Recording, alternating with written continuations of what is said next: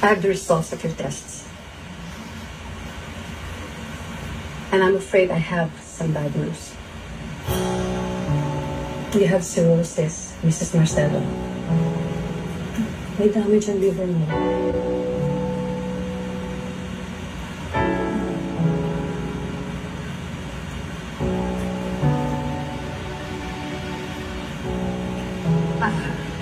How serious is it, Doc? Hindi ko naman siguro ikamamatayan, di ba? That's the worst case scenario. We can do a transplant, pero it must be done as soon as possible.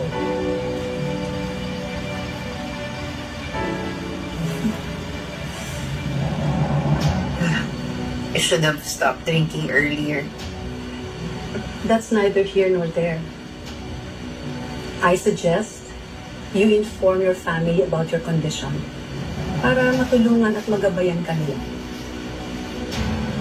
I'm afraid at this stage, a full recovery is unlikely. Nasabi mo na ba sa mga anak mo about this? Kasi sila ang pinaka-highest probability na makakamatch mo.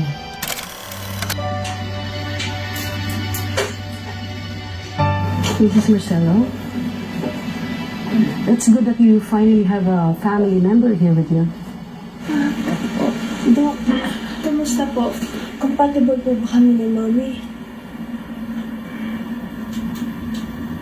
Unfortunately, it's not a match.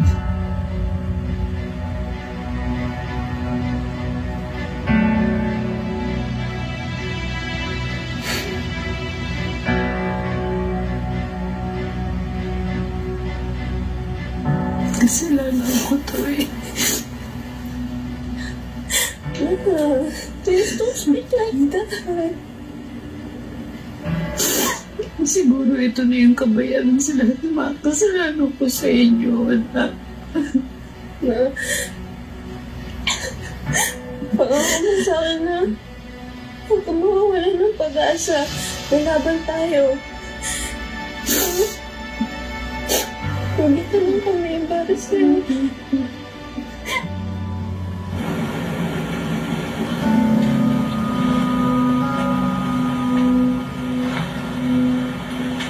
Kamusta po yung test, Doc? Let us schedule the operation. We found a match. Oh my God! Oh my God, anak! Uulitin ko lang, let us manage expectations. Ang pinakamahalaga, you have a chance for improvement. I will take every chance I can get, Doc. Hindi ko na po ito palalagpasin para po sa mga anak ko. Well, we have to go. I'll leave you to it. You're welcome.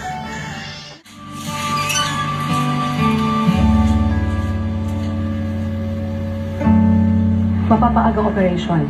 Hinahanda lang natin operating room, but the anesthesiologist is here. Papa, hintayin natin to ha.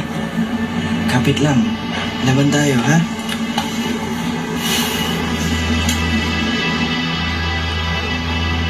Mahal na mahal ko kayong dalawa, mga anak ko.